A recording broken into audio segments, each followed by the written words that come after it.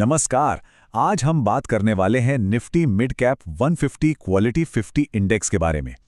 ये एक ऐसा इंडेक्स है जो मिड कैप स्टॉक्स के हाई रिटर्न वाले रोमांच और साथ ही एक तरह की स्थिरता दोनों का वादा करता है। तो चलिए गहराई में उतरते हैं और देखते हैं कि ये आखिर काम कैसे करता है। देखिए, ये सवाल तो हर उस इन्वेस्टर के मन में आता है जो मिड कैप में पैसा लगाना चाहता है। हम सब जानते हैं कि मिड कैप स्टॉक्स में जबरदस्त ग्रोथ की संभावना होती है, लेकिन साथ ही उनमें भारी उतार चढ़ाव का खतरा भी बना रहता है। तो क्या कोई ऐसा तरीका है जिससे हमें बेहतर रिटर्न तो मिले लेकिन जोखिम थोड़ा कम हो? और यहीं से शुरू होती है मिड कैप निवेश की असली दुविधा। ये एक रोमांचक लेकिन सच कहूं तो काफी अस्थिर दुनिया है, और इसमें सही बैलेंस बनाना अपने आप में एक बहुत बड़ी चुनौती है।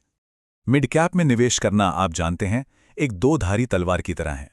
एक तरफ तो यहाँ ऐसे स्टॉक्स होते हैं जिनमें मल्टी बैगर बनने की क्षमता होती है, मतलब वो आपको शानदार रिटर्न दे सकते हैं। लेकिन दूसरी तरफ जैसे ही बाजार में थोड़ी सी भी घबराहट होती है, ये स्टॉक सबसे पहले और सबसे ज्यादा गिरते हैं। ये एक classic high risk high reward वाला खेल है। तो फिर इस दुविधा का हल क्या है? शायद इसका जवाब क्वालिटी फैक्टर में ही छिपा है। और ये जो Nifty mid cap 150 quality 50 index है ना, ये इसी समस्या का एक समाधान देने की कोशिश करता है। आइए देखते हैं कैसे। तो जब हम कहते हैं क्वालिटी, तो इसका आखिर मतलब क्या है? देखिए, फाइनेंस की दुनिया में इसका एक बहुत ही खास मतलब है। क्वालिटी कंपनियां वो होती हैं जो तीन चीजें बहुत अच्छे से करती हैं। पहला, वो लगातार मुनाफा कमाती हैं। दूसरा, उन पर कर्ज बहुत कम होता है। और तीसरा, उनकी कमाई में बहुत ज्यादा उतार चढ़ाव नहीं होता, मतलब वो स्थिर होती हैं। और इस क्वालिटी का सबसे बड़ा सबूत है ये नंबर 0.88। ये इस इंडेक्स का बीटा है। अब बीटा बस ये मापता है कि कोई इंडेक्स बाजार के मुकाबले कितना ऊपर नीचे होता है। 1 से कम बीटा का मतलब है कि जब बाजार में बड़ी हलचल होती है तब भी ये इंडेक्स काफी हद तक शांत रहता है। सीधे शब्दों में कहें तो ये स्थिरता देता है। इसे समझने का एक बहुत ही आसान तरीका है। सोचिए कि ये इंडेक्स एक बेहतरीन सस्पेंशन वाली लग्जरी कार है।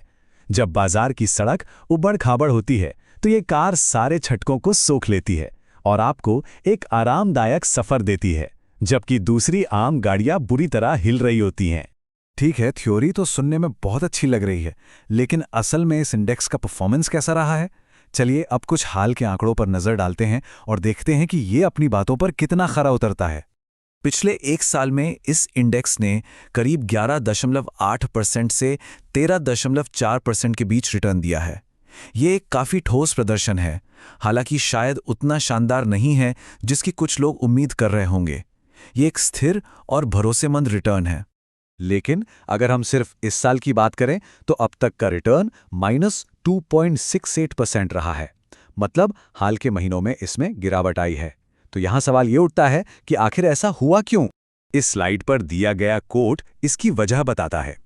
एनालिस्ट्स के मुताबिक बाजार में एक क्वालिटी डाइजेशन का दौर चल रहा है। आसान शब्दों में इसका मतलब है कि इन्वेस्टर्स फिलहाल क्वालिटी स्टॉक से पैसा निकालकर उन स्टॉक्स में लगा रहे हैं जो ज्यादा अस्थिर हैं, यानी हाई बीटा और जिनमें तेजी से रिटर्न की उम्मीद है। ये बाजार का एक नॉर्मल साइकिल है जो आता जाता रहता है। ये बार चार्ट कहानी को और भी साफ कर देता है। यहाँ आप देख सकते हैं कि क्वालिटी 50 ने लगभग 12% का रिटर्न दिया है, जबकि बड़े शेयरों वाले निफ्टी 50 ने करीब 15% का रिटर्न दिया है। तो फिलहाल ये मेन लार्ज कैप इंडेक्स से थोड़ा पीछे चल रहा है।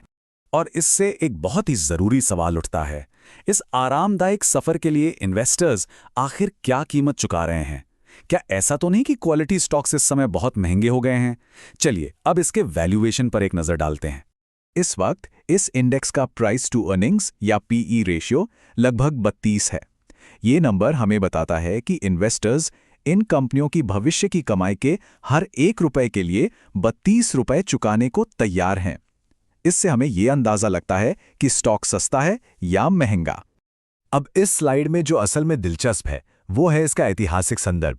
पिछले 5 सालों में इस इंडेक्स का पीई रेशियो 23.3 के निचले स्तर से लेकर 42 के हाई तक गया है।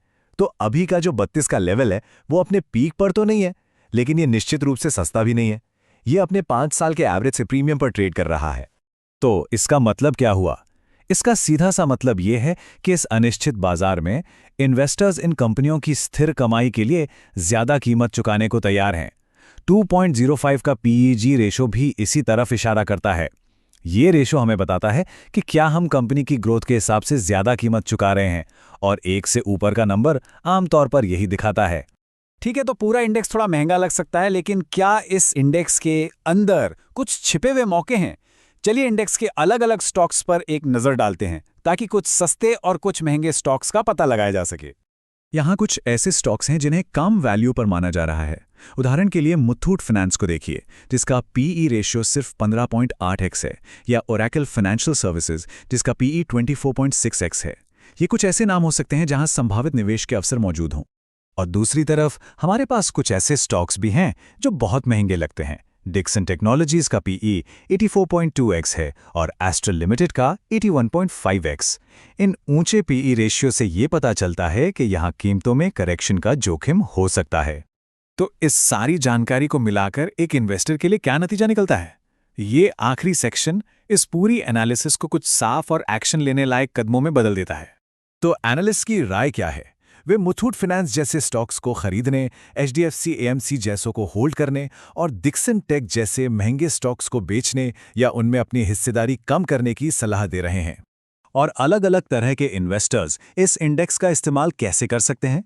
एक कंजर्वेटिव इन्वेस्टर अपने पोर्टफोलियो का 10 से 15% हिस्सा इसमें लगा सकता है, इससे एक सेफ्टी वाल्व की तरह इस्तेमाल करते हुए। वहीं एक ग्रोथ इन्वेस्टर अपने पोर्टफोलियो का 5 से 8% हिस्सा इसमें रखकर बाकी हाई रिस्क निवेशों को बैलेंस कर सकता है।